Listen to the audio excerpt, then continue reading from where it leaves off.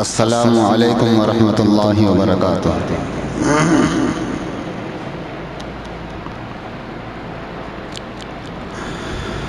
الحمد للہ نحمده ونستعینه ونستغفره ونؤمن به ونتوکل علیہ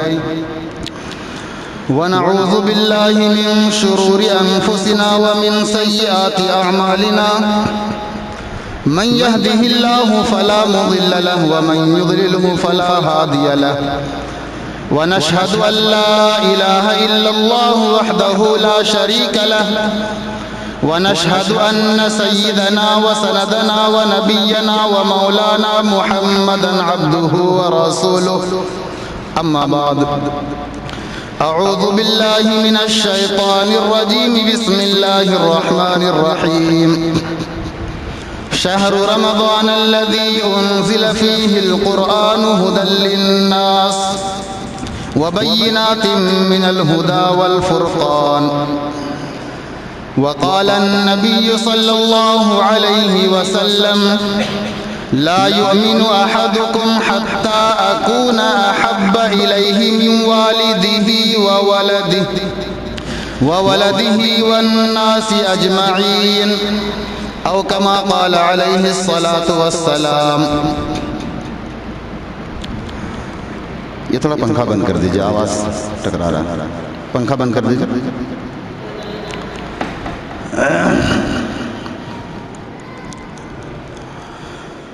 میرے محترم عزیزو دوستو،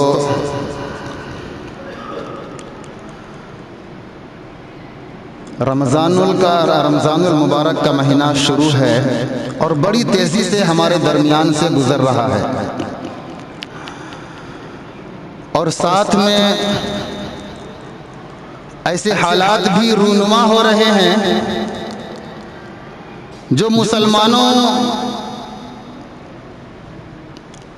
کی عزت پر، مسلمانوں کی ایمان پر، آبرو پر حملہ ہے۔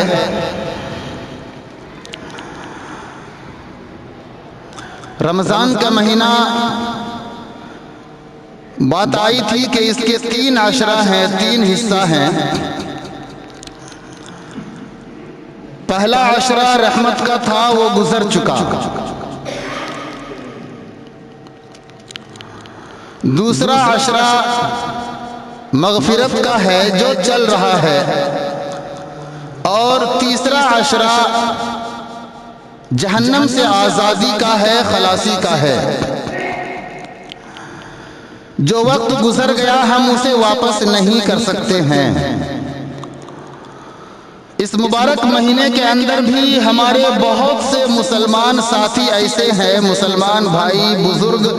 بڑے ایسے ہیں جو روزے سے نہیں ہیں۔ کوئی خاص پریشانی نہیں، کوئی خاص مجبوری نہیں، لیکن اس کے باوجود روزے سے نہیں ہے، نماز کی پابندی نہیں کر رہے، زبان کی حفاظت نہیں کر رہے، نگاہ کی حفاظت نہیں کر رہے، آنکھ، کان،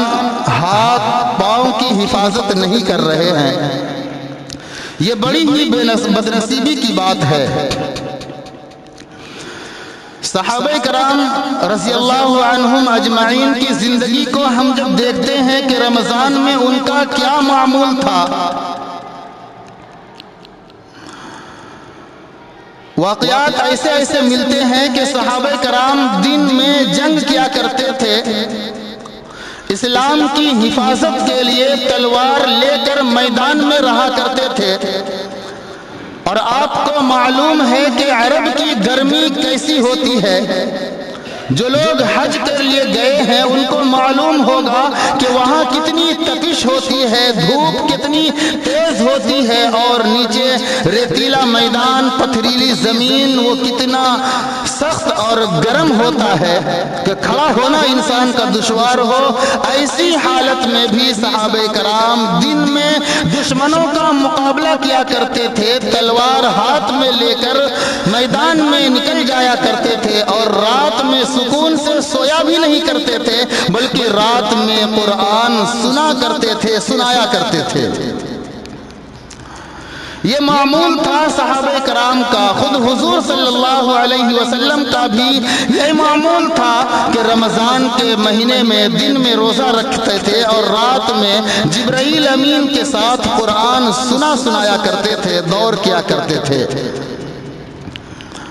یہ حضور صلی اللہ علیہ وسلم کا اور ہمارے صحابہ کرام کا معمول تھا۔ آج ہماری زندگی ہے کہ ہم سحری بھی اچھی طرح پیٹ بھر کر گلے تک کھاتے ہیں کہ دن بھر کچی کچی ڈکاریں آتی رہے، اس کے باوجود شام کو 3 بجے 4 بجے اگر ہلکی بھوک لگ جائے، پیاس کا احساس ہونے لگے، تو ہم اگلے دن گھر والوں کو پہلے ہی منع کر دیتے ہیں کہ بھائی دیکھو کل ہمیں نہ جگانا، دھوپ بڑی تیز ہو رہی ہے، اور ہم معمولی سے بھوک اور پیاس کو برداشت نہیں کر پاتے اور روزہ آسانی سے چھوڑ دیتے ہیں۔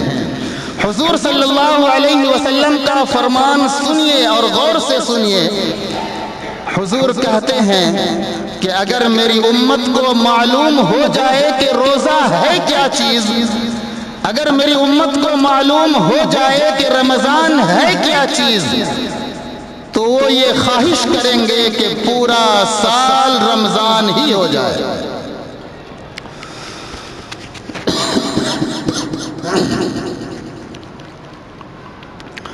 لیکن بہت افسوس کے ساتھ کہنا پڑتا ہے کہ معمولی سی دھوپ، معمولی سی گرمی، معمولی سے کام کی وجہ سے ہم روزہ چھوڑ دیتے ہیں، رات کی تراویح چھوڑ دیتے ہیں، فرائض چھوڑ دیتے ہیں، جو کہ نیکیوں کا مہینہ ہے، سیزن ہے نیکیوں کا۔ اللہ رب العزت نے ہر چیز کے بھاؤ کو بڑھا رکھا ہے۔ اگر ہمیں معلوم ہو جائے کہ ہمارا غلہ، یہ مثال اس وجہ سے دے رہا ہوں کہ ہم سب اکثر کسان ہیں، اگر ہمیں معلوم ہو جائے کہ ہمارا غلہ، ہمارا اناج، ہماری کھیتی کے اندر جو فصل ہوا ہے، ہمارے گاؤں کے علاوہ دوسرے گاؤں میں 5 روپے زیادہ پر بکے گا، تو ہم اپنے سارے اناج کو لے کر وہاں پہنچ جائیں گے اور 5 روپے زیادہ میں اسے بیچ کر آئیں گے اور بڑی خوشی کے ساتھ آئیں گے، حالانکہ وہ وقتی فائدہ ہے۔ ہو سکتا ہے کہ کسی حادثے کے ہم شکار ہو جائیں اور وہ نعمت ختم ہو جائے، چھن جائے، لیکن اس مہینے کے اندر جو ہمیں نیکیاں ملنے والی ہیں، جو ثواب ملنے والا ہے، اس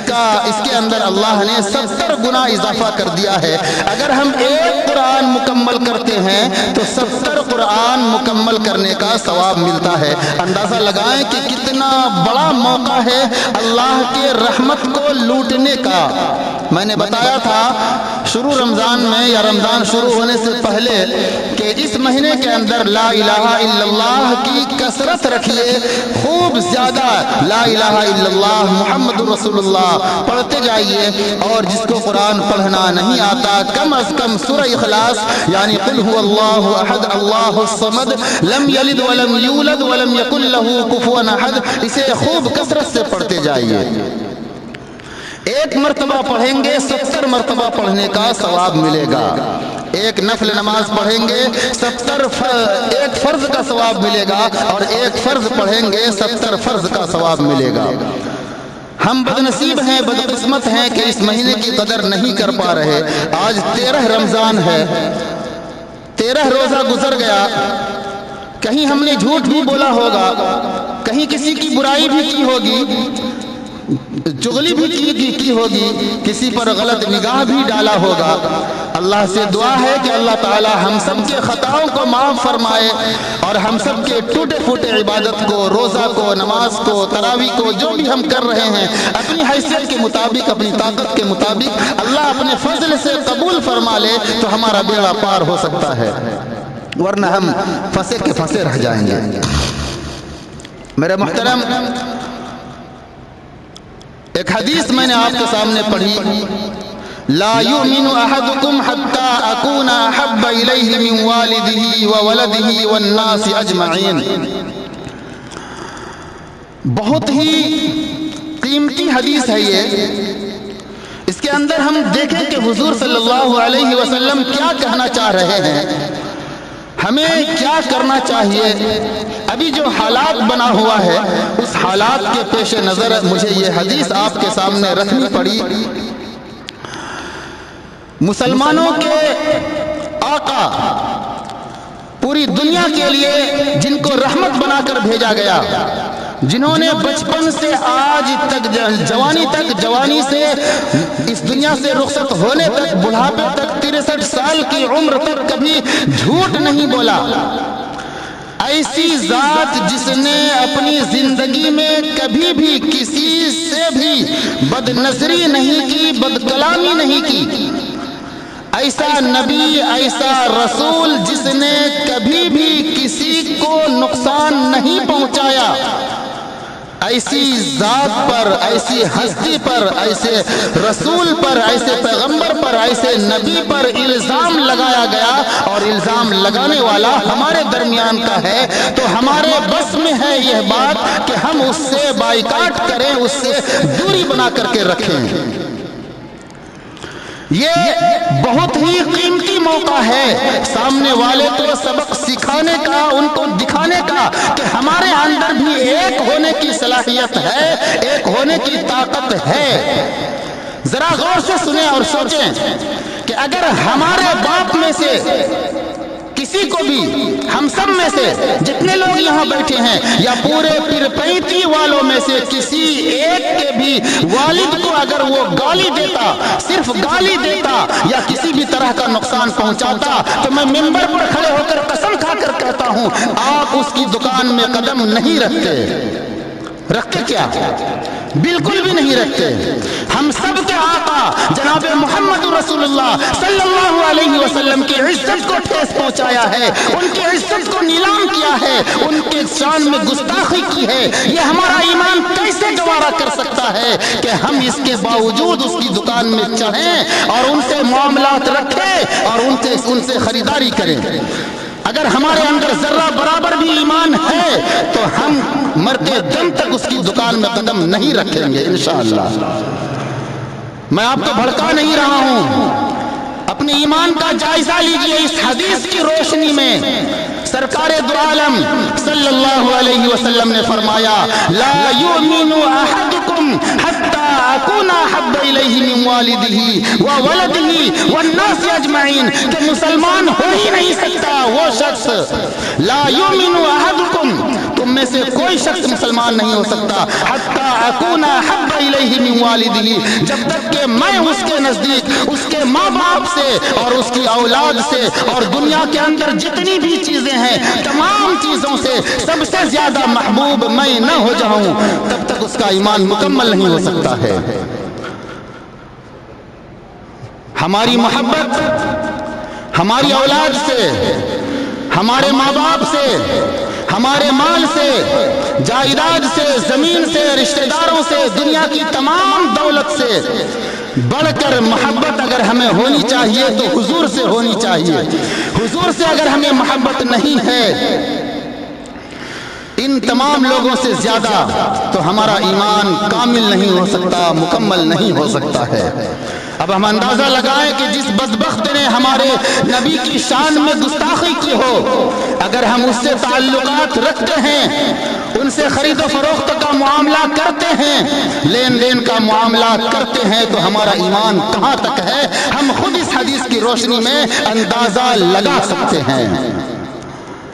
یہ بھڑکانے والی بات نہیں ہے، بس حدیث کی روشنی میں آپ کو بتایا جا رہا کہ آپ کا ایمان کامل و مکمل ہو ہی نہیں سکتا اگر آپ نے دشمنان اسلام سے اور دشمنان پیغمبر سے دوستی رکھی یا ان سے لین دین کیا، خرید و فروخت کیا، آپ کا ایمان مکمل نہیں ہے. اب آپ سوچیں کہ آپ کو ایمان بچانا ہے یا تعلق بچانا ہے، آپ کو ایمان بچانا ہے یا ان سے جا کر چاپلوسی کرنی ہے، آپ کو ایمان بچانا ہے یا ان کے قدموں میں چند روپیوں کے لیے گر جانا ہے، یہ فیصلہ آپ کریں گے،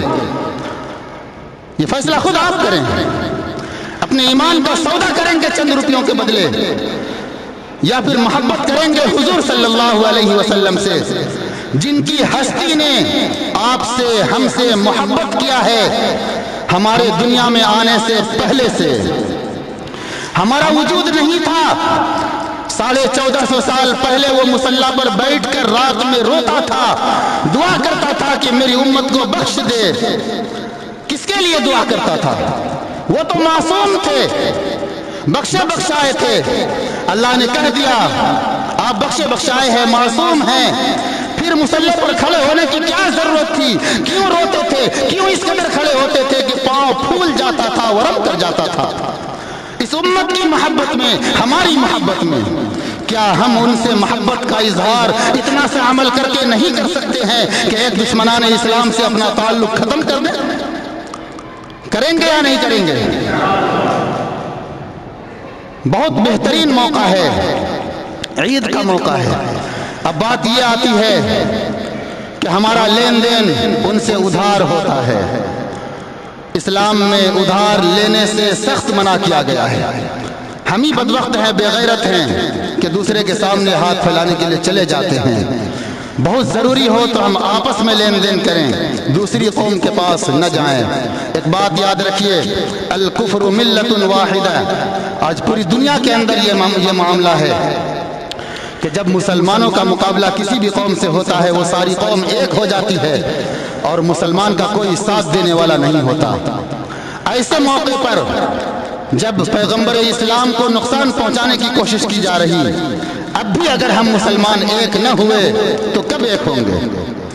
جب مسجدوں کو گرایا جا رہا ایسے موقع پر بھی مسلمان ایک نہ ہوئے تو کب ایک ہوں گے کیا ایمان ہے ہمارے اندر ہم میں سے ہر شخص یہ سمجھتا ہے کہ جب ہماری باری آئے گی تب ہم دیکھیں گے جب ہماری باری آئے گی تو ہم کو دیکھنے کا موقع ہی نہیں ملے گا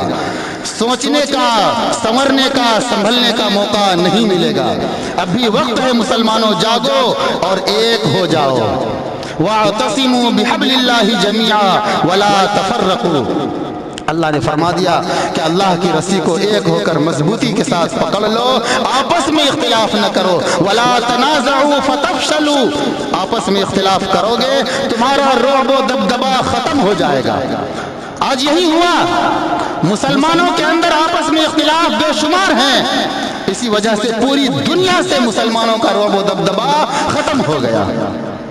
ہوا یا نہیں ہوا کون مسلمان کی عزت کرتا ہے کوئی نہیں کرتا مسلمان دوسروں کا آج چمچہ بنا ہوا ہے چاپلوسی کرتا ہے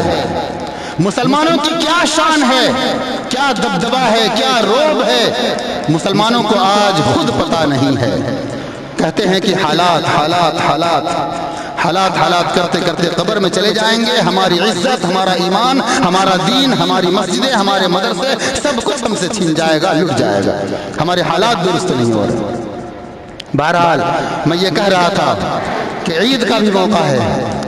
جن کے پاس پیسہ ہے وہ خریداری کہیں سے بھی کر سکتے ہیں پیسے کے آگے کچھ بھی ہو سکتا ہے دوسری بات جن کے پاس پیسہ نہیں ہے تو عید کے موقع پر سرکار دو عالم صلی اللہ علیہ وسلم نے نیا کپڑا پہننے کے لیے نہیں کہا ہے آپ کے پاس جو کپڑا سب سے عمدہ ہو وہ پہن کر عیدگاہ پہنچنے کے لیے کہا تمام کپڑے پرانے ہیں ان پرانوں میں سے دیکھیے کہ سب سے عمدہ کون ہے سب سے اچھا کون ہے اعلیٰ کون ہے